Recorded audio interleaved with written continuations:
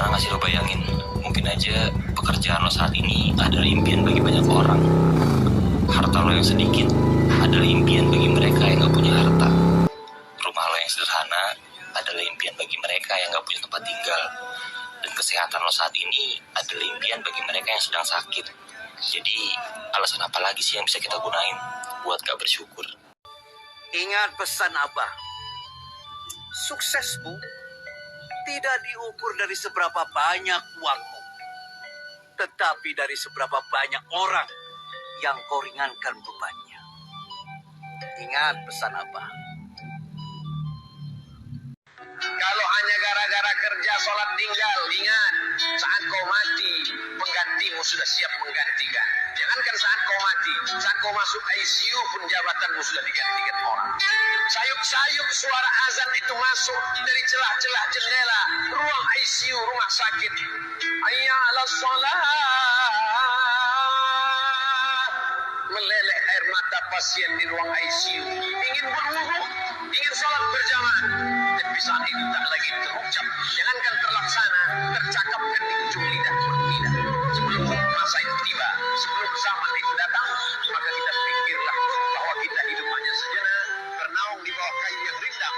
Sementara hari petang, sampai masanya kita akan pulang menghadap Allah Subhanahu wa Ta'ala.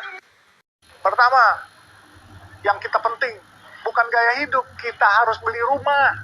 Karena rumah itu nanti pertama, jangan beli mobil dulu. Mobil sekarang Grab ada, taksi ada, udah naik motor, ngojek bisa.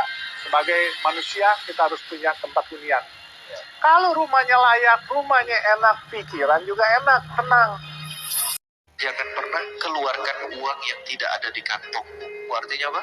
Utang. Salah satu hal yang buat hancur itu utang. Usahakan jangan beli sesuatu yang kau tak mampu. Terlebih hanya untuk gengsi, hanya untuk gaya-gaya saja.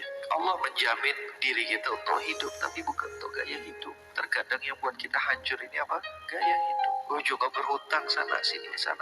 Kan kita pakai handphone, yang penting bisa WA, yang penting bisa IG. Karena tadi mau gengsi, tadi harus ada logo Apple-nya. Akhirnya berhutanglah sama emak bapaknya, berhutang sama kawannya, hanya demi beli logo saja. Beli handphone elektronik yang tak pakai DP, cukup pakai KTP, sebulannya 400.000, 300.000. Oh ini sih saya bisa, ini saya bisa. Hati-hati, awal dari kehancuran adalah hutang. Kita merasa kita bisa beli rumah pakai KPR, oh ini bisa. Kalau memang mau beli, pastikan uangnya sudah ada di kantong. Jadi belilah sesuatu di saat mampu, bukan di saat mau. Hiduplah di levelmu sendiri. Jangan hidup di level orang lain. Banyak orang yang tidak bisa mengukur diri. Ingat ya, orang bersyukur itu pasti akan bahagia. Karena bagi mereka bukan mewahnya, tapi berkahnya. Setiap manusia punya ceritanya masing-masing. Setiap manusia punya pengalaman hidupnya masing-masing. Setiap orang yang baik punya masa lalu yang buruk. Setiap orang yang buruk punya masa depan yang terbaik. Maka jangan melihat seseorang dari masa lalunya, tapi lihatlah seseorang dalam masa hari ininya dan bagaimana dia berjuang untuk berubah menjadi lebih baik lagi.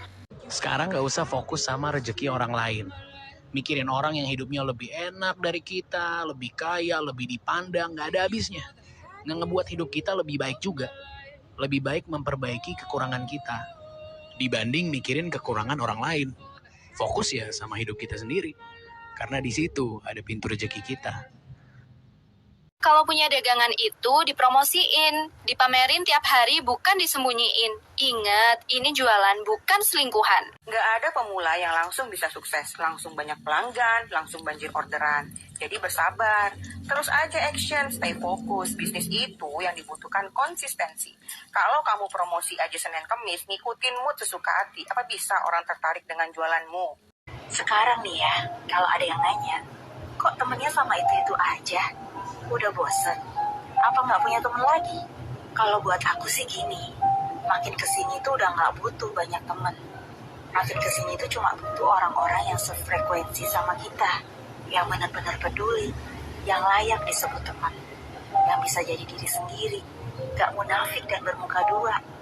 Itu aja. Kamu tau nggak kenapa ada orang seneng ngomongin kita ke orang lain? Itu karena satu, direspon, udah pasti. Apalagi kalau bolak-balik kita lihat dia berteman. Udah masa panas. banyak teman, banyak rezeki, tapi bukan teman seperti itu yang kita butuhkan dalam hidup kita. Saya, yang suka alhamdulillah, yang nggak suka nggak jadi masalah. Dipuji nggak akan terbang, hina nggak akan tumbang. Begitulah kira-kira. Jika hidupmu terasa berat, nggak apa-apa. Itu kan hidupmu. Kalau hidupku asik kok.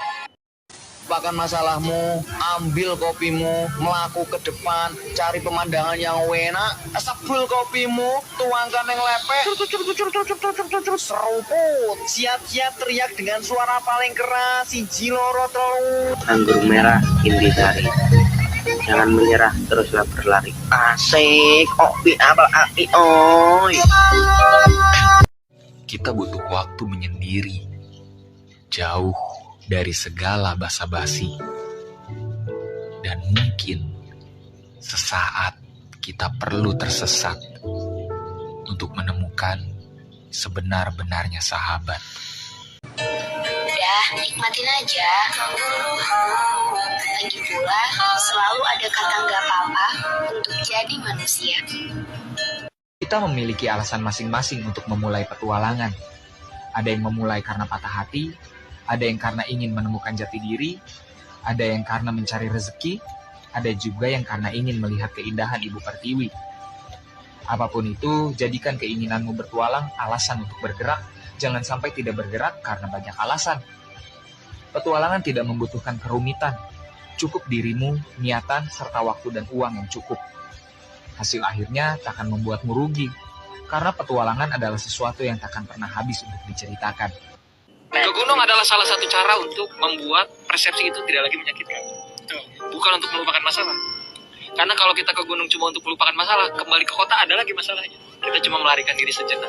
Kalau kata orang nggak boleh lari dari masalah, sebenarnya boleh, Pak. Yang penting tahu jalan pulang. Lingkungan itu berpengaruh banget loh.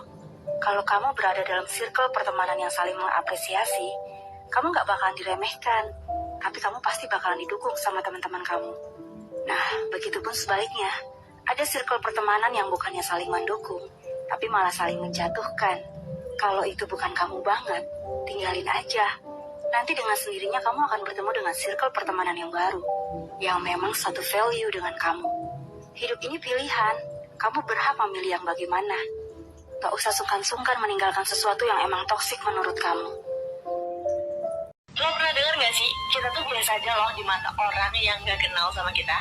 Kita tuh istimewa di mata orang yang tertarik sama kita.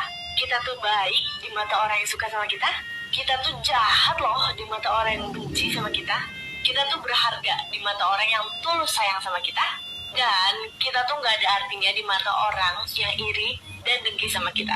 Jadi bisa disimpulin kalau kita tuh gimana tergantung dari orang lain mandang kita gitu. So, tetap jadi diri lu sendiri, oke? Sejauh apapun kita melangkah, garis finishnya adalah tetap kematian. Dunia ini bukan rumah, bukan juga kampung halaman. Semuanya hanya menumpang, hanya sebentar. Tapi kadang, herannya, sikap kita kepada dunia seolah kita akan memilikinya selamanya. Keberadaan kita fana, abadi kita bukan di dunia.